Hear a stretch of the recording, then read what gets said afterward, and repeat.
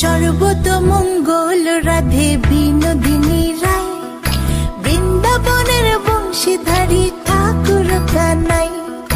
একলা রাতে যমুনাতে জল ভরিতে যায়, পেছন থেকে কৃষ্ণ তখন আরে আরে চায়। জল ভর রাধে ও গোয়ালের ঝি, কলস আমার পূর্ণ করো রাধে বিনোদী।